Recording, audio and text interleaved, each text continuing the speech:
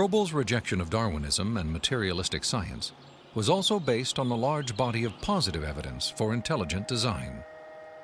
Evidence he first confronted in the science of cosmology, which explores the origin of the universe.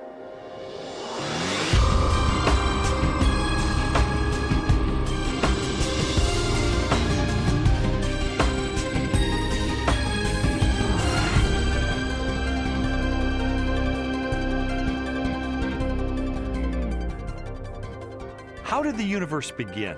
What is its source?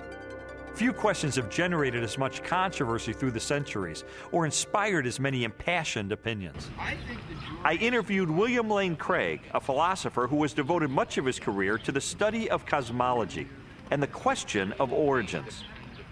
From ancient Greek materialism at the time of Plato and Aristotle up through 19th century idealism, the prevailing view was that the universe is eternal, that the universe never began to exist, that the universe as a whole is, as it were, a static, timeless entity.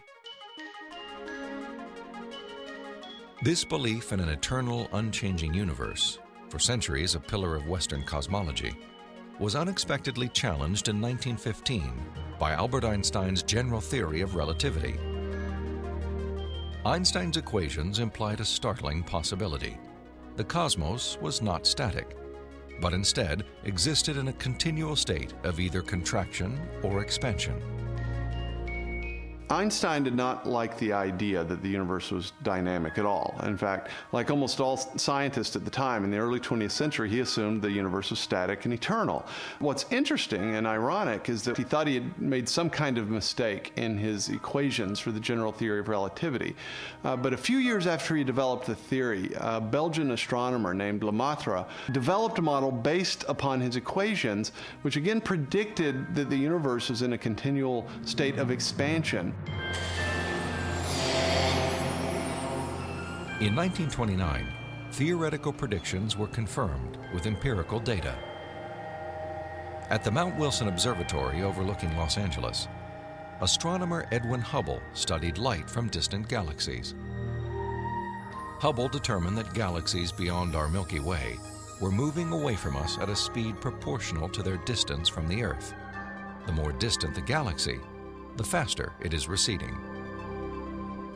Hubble's landmark discovery led most astronomers and physicists, including Albert Einstein, to a similar conclusion. If the universe is continually expanding, then at earlier points in its history, it must have been smaller and denser.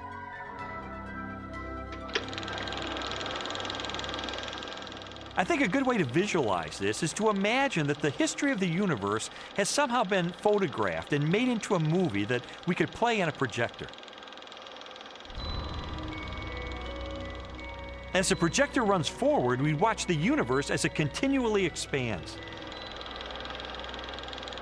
But if the projector were to be stopped and were switched into reverse to make the movie run backward, then instead of watching the galaxies move farther and farther apart from each other, we'd see them draw closer and closer together. As you trace this expansion back in time, the universe grows denser and denser and denser until finally the entire known universe is contracted down to a state of infinite density, which marked the beginning of the universe. At this point, which cosmologists call the singularity, all matter and energy, physical space and time themselves came into being. This literally represents the origin of the universe from nothing.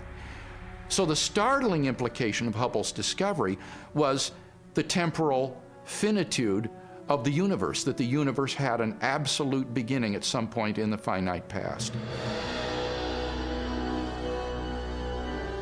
During the second half of the 20th century, other discoveries also pointed to a universe with a beginning.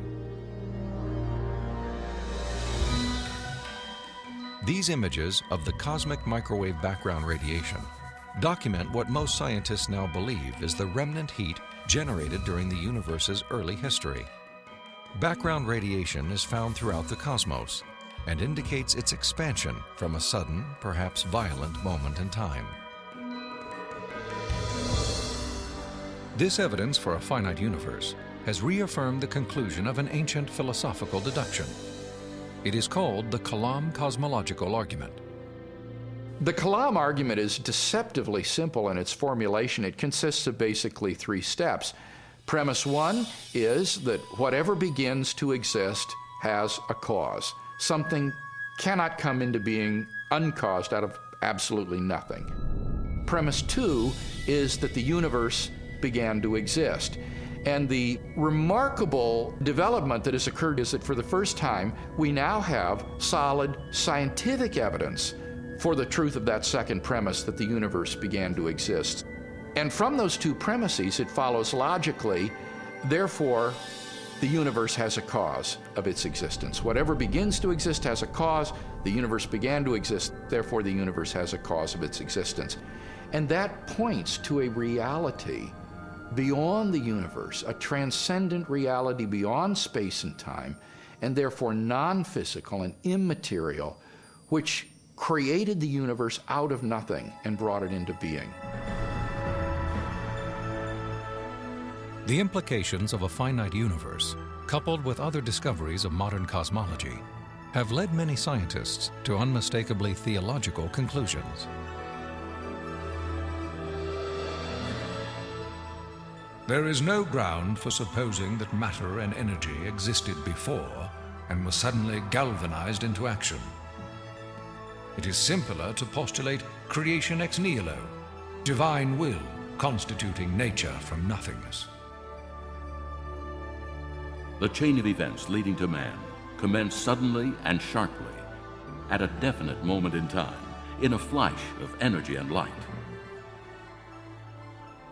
We can't understand the universe in any clear way without the supernatural. Supernatural creation of the universe in a flash of energy and light. You know, it sounds an awful lot like the first chapter of Genesis to me. Today, the vast majority of even the most skeptical astronomers and cosmologists believe that the universe had a beginning. This belief isn't based on some theological doctrine. It's based on scientific evidence. And I think if we follow the evidence wherever it points clearly and powerfully and persuasively in the direction of a creator.